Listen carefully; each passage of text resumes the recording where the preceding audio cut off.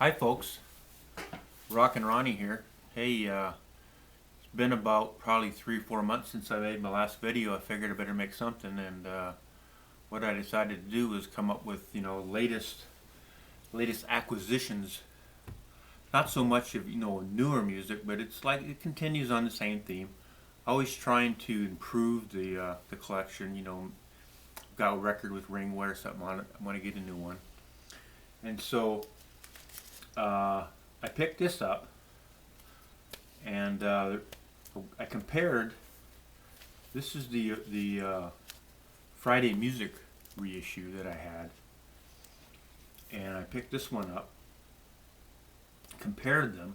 This is of course the Japanese one, and the Japanese press seems to have a better top end on it, more highs, a little more better mid-range, but the Friday Music has a little bit more bass on it, a little more definition on the bottom end, and they're both very, very good. They're both excellent, and so it's just a matter of taste, which one you'd like better. And so I'm keeping this, and I sold this one on eBay. So next, I bought this off eBay. This is a 180 gram record. It's a record label called Razor and Tile, and it appears to be. It doesn't say anywhere on here that I can see on here anywhere, but I think it's made in 2012. Looks to be like a UK type press. Kind of reminds me of the Castle, the way they did the labels on here. One side. It's got that Tarkus, and the other side's got the song lists on it. Kind of where they did the Castle did the Black Sabbath. Kind of reminds me of that. So it doesn't say anywhere on where it was made or anything that I can find. I'm just assuming it's a UK press. And it's quite nice. It's a gatefold. And I put it on. And it sounded really good. It sounds nice. But again, when I get back to, well, what do you compare it to? So, of course, and I didn't pay hardly very much at all for this. I was buying another record, and the seller he had this for sale too, and it was, I think, $6 or something. I ended up paying for it. So I figured, well, it's worth a chance, because just to see what it's like. Maybe it's better than this, and I can get good money for something like this. Well, you know what? No. It's not better than this. It's pretty close. You put it on, you listen to it. It sounds really nice. This one here sounds really good. It's clean. 180 gram press. The vinyl's nice. It's quiet. It sounds really good. But like I said, what do you compare it to? I put this on. Yeah, this is better. A lot better bass on it. That's what you really notice. You feel the chair vibrating, or this one. That didn't happen, and you can hear a little bit more. It's got more air. It's got more stuff going on in the mid-range and in the highs. Overall, a much better record, but they were close. You had to listen a little bit. Okay, and this was the same thing. I think I paid $6-7 for this. It's one of those Razor and Tile. I put it on, and this was the first one. I hadn't listened to the other one. This was the first one I put on. And I'm going, wow, I haven't heard that for a long time. It's really, really good to listen to this old Emerson, Lake and Palmer. And it sounded really nice. Sounded great. Sounded much better than the old Domestic, that I used to have. And so, well, again, what do you compare it to? I have a Japanese first press. Now, wow, what a difference here. Night and day. The whole room. You put this on, the whole room exploded with sound. Just so much, so superior. So much superior. The Japanese first press just destroyed this thing. Wasn't even close. That's how much better these Japanese records are. I just love them. Okay. And then, this is the reason I was at that seller. He had this record. This Van Morrison Tupelo Honey. And this is one of those universal reissues, pressed in the EU, probably Germany. It doesn't really say anywhere, but it just says made in the EU. And, you know, Rhino never reissued this. They did a couple of the other Van Morrison records, but they never did this one. And I always had it on the original Warner Brother label, you know, the green Warner Brother, which is the first press of this record. And so, you know, I compared the two, and it's not even close. This is so much better. So this is what I went after, and that same seller had those two Emerson, Lake and Palmer records on for like $5 or $6, so I ended up buying those. But this one was quite pricey, and if you go on eBay and you try to find 180 gram Tupelo Honey Van Morrison, you won't see any. That's really rare record. So I ended up paying like $30 for it, but it's well worth it to me because that's so much better than the other one. And then I've gone through, and this is I've mentioned this record before, and he's got you know, Who Do You Love on here. And yeah, what a great version of Who Do You Love. And this is the one I used to have. It's an old record station copy, but you know, the vinyl was always really nice. But I said, you know what, I'm gonna have to have a look and see if I can't get a better looking copy of this. And so here we go. I've got a one that's in the shrink, and for like $10, because you know, this isn't really a well-known record, but wow, this is a really good record, and he's got the best version of Who Do You Love of anybody that's ever done it. And then again, if you remember that best 100 records of all time that in my collection, I had this one. And of course it's got the ring wear, and I played it so many times. It's got, you know, the vinyl's got a few issues with it. So I've been looking, and it's kind of hard to come up with, but I found this, and it's still sealed. So when the time comes to play it again, I'll have to break the shrink on it, but a nice upgrade right there. And that's kind of what I've been doing. I've been buying quite a few records out of Japan lately, and most of them I'm reselling them. But you know, I make a few upgrades at the same time as I see stuff. And this is a record that I hadn't owned before, and I picked it up, I think, for $10. And the nice thing about this is it's the early Van der Graaf Generator stuff. But look, it's on the Pink Scroll label. And wow, this label, the fidelity on it is so nice on it. And the record is near mint. And so, you know, of course it's a UK press. So that was really nice to get that. And so I never had this one before, and it's really good. And the price was really good on that one. And then I picked up this. I had a domestic one before, and picked up the Van Halen, but you know, the Japanese, so that was good. Same with this. This is a Japanese one. I used to have the domestic, so now I've upgraded to the Japanese. Here's another Van der Graaf Generator. This is another upgrade that I made. You know, the other one had a little bit of ring wear on it. Now I've got one nice pristine copy. Again, another upgrade went to the Japanese version. Another upgrade on this, Procol Harum Live, on that music on vinyl. Compared to, I had a UK press, first edition, but this music on vinyl is a lot better. It's a lot nicer sounding record. Okay, Police. I used to have the domestic version of this, and it was on that blue translucent vinyl, and it's kind of an audiophile quality to it. It sounds really good, and I had never really had any inclination to get something different, but I saw this, and it was a really good deal. Picked it up, and yeah, it is a lot better than that domestic copy.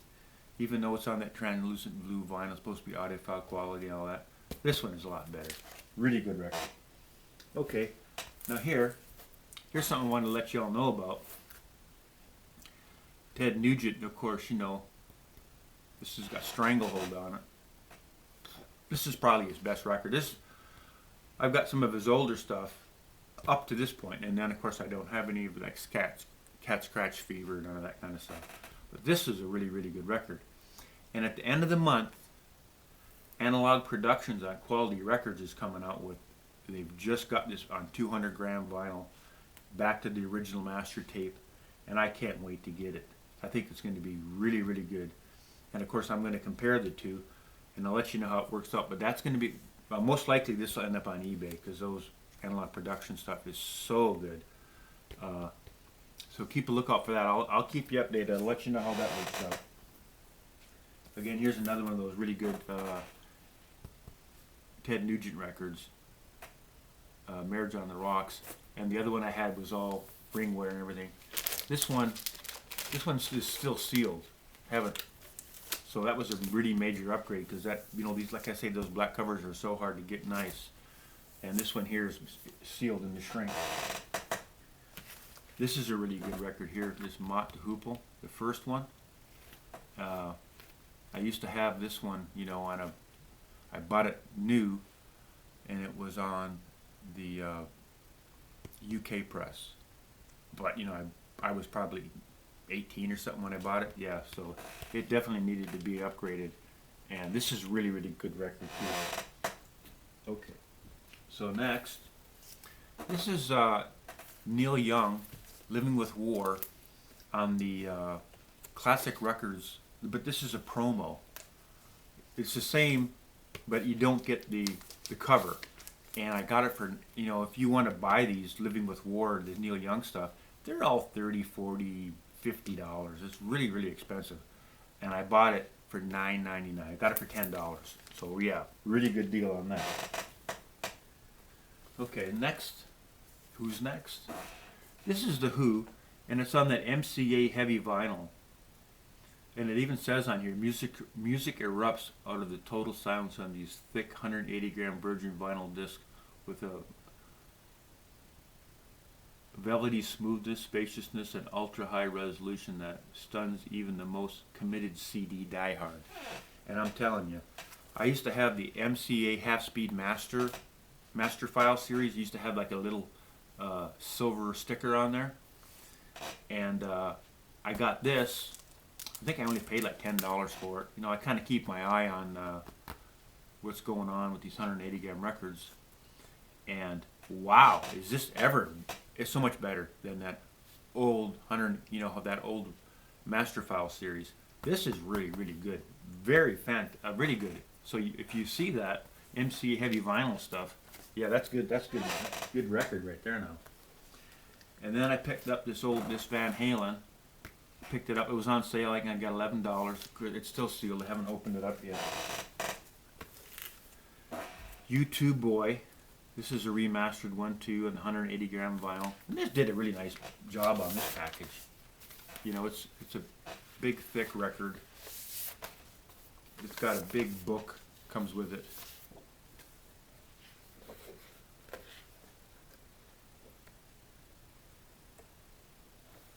You know, it's pretty cool.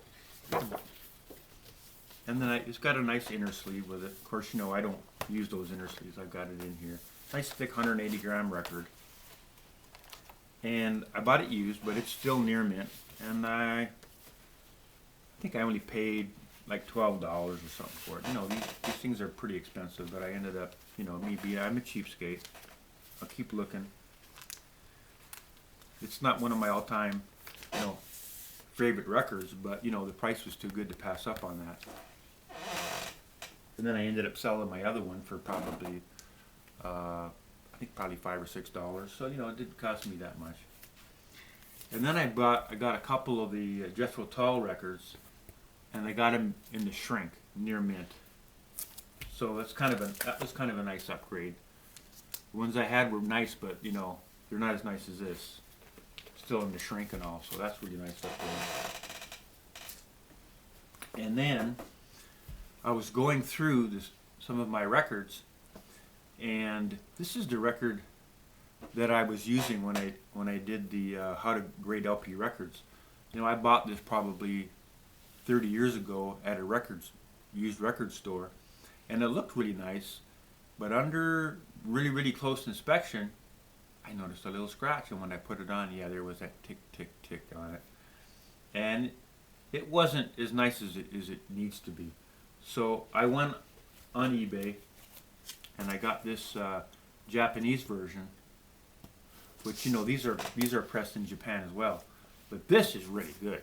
They did a really good job when they made this record, and you can probably, you know, because these things go for quite a bit on eBay. If you see one of these, get this. Of course, shipping is always so much out of Japan, but I think it's better than this one. Really good. So that was a good thing.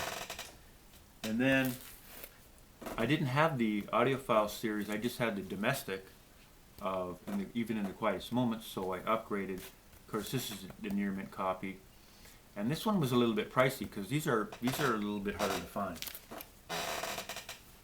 And this was an acquisition that I had heard this on YouTube, and I saw it, and it's still in the shrink. I don't think it was new, but I ended up paying like $10 for it, and that's a good record right here.